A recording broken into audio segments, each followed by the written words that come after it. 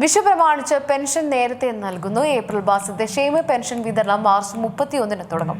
62 ലക്ഷത്തോളം പേർക്കാണ് 2000 രൂപ വീതം പെൻഷൻ ലഭിക്കുക. ഒരു വർഷത്തെ കാത്തിരിപ്പിനൊടുവിൽ അങ്ങനെ വിഷു വന്നെത്തുകയായി. എങ്ങും പൂത്തുലഞ്ഞ കണിക്കൊന്നയുടെ സ്വർണ്ണവർണ്ണ കാഴ്ചയാണ് കാണാൻ സാധിക്കുന്നത്. വിഷുക്കണിയും കൈനീട്ടവും പടക്കവും കമ്പിത്തിരിയും മത്താപ്പും സദ്യയും എല്ലാം ആഘോഷത്തിന് ആഹ്ലാദപ്പൊലിമയേകുന്നവയാണ്. വിഷുക്കണിയും കൈനീട്ടവും ഇതിൽ പ്രധാനമാണ്.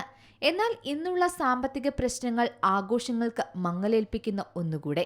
എങ്കിലിതാ സന്തോഷ വാർത്ത എത്തിയിരിക്കുന്നു. ഇനി ആരും വിഷമിക്കേണ്ട. വിഷു പ്രമാണിച്ച് ക്ഷേമ പെൻഷൻ വിതരണം നേരത്തെയാക്കിയിരിക്കുന്നു. ഈ മാസം 25 മുതൽ മാർച്ച് മാസത്തെ ക്ഷേമ പെൻഷൻ വിതരണം ചെയ്യും. ഏപ്രിൽ മാസത്തെ ക്ഷേമ പെൻഷൻ വിതരണം മാർച്ച് 31-നാണ് തുടങ്ങുന്നത്. വിഷു പ്രമാണിച്ചാണ് പെൻഷൻ നേരത്തെ നൽകുന്നതെന്നാണ് അറിയാൻ സാധിക്കുന്നത്. നേരത്തെ തന്നെ പെൻഷനുള്ള പണം അനുവദിച്ച് ഉത്തരവായിട്ടുണ്ടെന്ന് സർക്കാർ പറയുന്നു. 51,534 കോടി രൂപയാണ് രണ്ടാം പിണറായി സർക്കാർ ക്ഷേമ പെൻഷനായി വിതരണം ചെയ്തത്. 62 ലക്ഷത്തോളം പേർക്കാണ് 2000 രൂപ വീതം പെൻഷൻ ലഭിക്കുക. 26,62,000 പേരുടെ ബാങ്ക് അക്കൗണ്ടുകളിൽ തുകയെത്തുമെന്നും ഉറപ്പാണ്.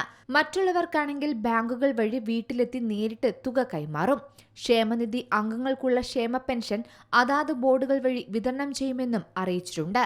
ഒന്നാം പിണറായി സർക്കാർ 35,154 കോടി രൂപ പെൻഷനായി നൽകിയെന്നാണ് പറയുന്നത്.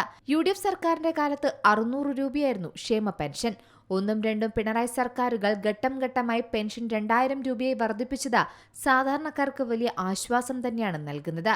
ഇപ്പോൾ പ്രതിമാസം 1050 കോടിയോളം രൂപയാണ് പെൻഷൻ തുകയായി അനുവദിച്ചിട്ടുള്ളതും. News desk C Malayalam news.